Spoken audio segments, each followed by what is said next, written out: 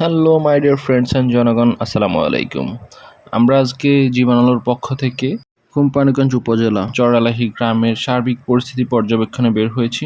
আমরা আজকে দেখব কোথায় আমরা ত্রাণ দিতে পারি, কোন জায়গায় মানুষ খুব বেশি দুর্ভোগে আছে, কোথায় মানুষের ঘরে চুলা জ্বলতেছে না। চলুন দেখে আসি।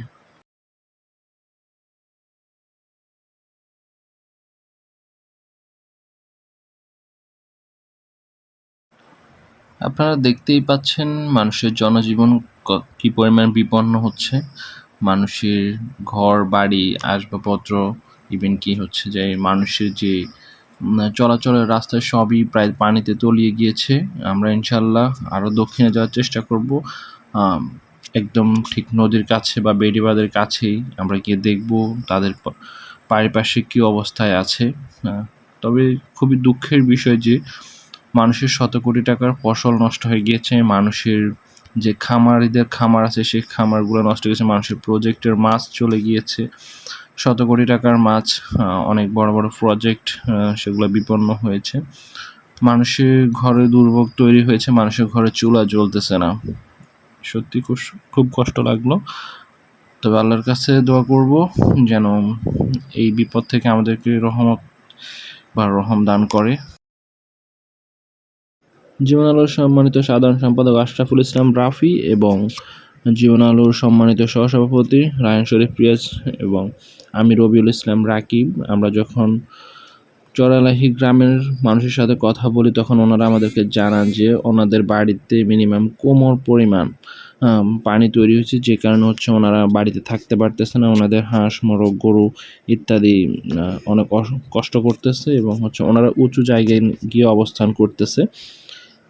আমরা ওনাদেরকে আশ্বাস করি যে আমরা ইনশাল্লাহ ওনাদের জন্য কিছুটা পরিমাণ ত্রাণ নিয়ে আগামীকালকে পৌঁছাবো। আমরা আজকে ওনাদের সার্বিক পরিস্থিতি দেখতে আসছি।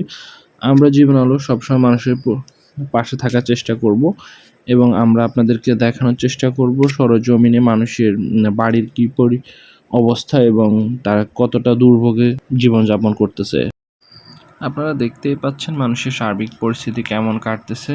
তাদের বাড়িতে পানি উঠে গেছে দেখে তারা থাকতে পারতেছে না। তারা তাদের হাঁস মুরগি গরু ইত্যাদি রেখে তারা দূরবর্তী উঁচু জায়গায় গিয়ে অবস্থান করতেছে।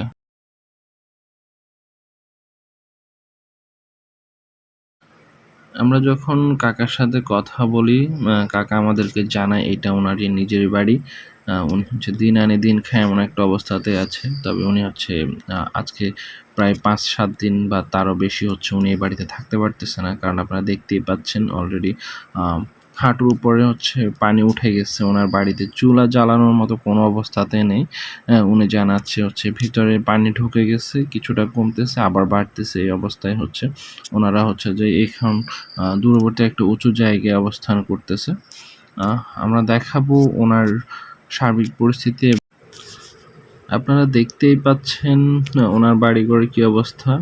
ওনার বাড়িতে ওনার পরিবারের কোনো সদস্যই নেই, তারা সবাই উঁচু জায়গায় গিয়ে অবস্থান করতেছে। আমরা আপনাদেরকে দেখানোর চেষ্টা করতেছি ওনার রান্নাঘরের কী অবস্থা। চলুন দেখে আসি।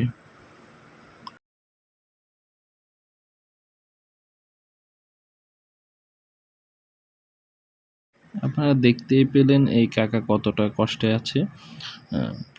তবে এতটুকু বলবো, আল্লাহ সবাইকে রহম করুক, সবাইকে আল্লাহ হেফাজতে রাখুক। ইনশাল্লাহ সবাই বন্যার্থীদের পাশে থাকবেন, সবাই অসহায় মানুষের পাশে থাকবেন। আমরা জীবন আলো সবসময় পাশে থাকবো।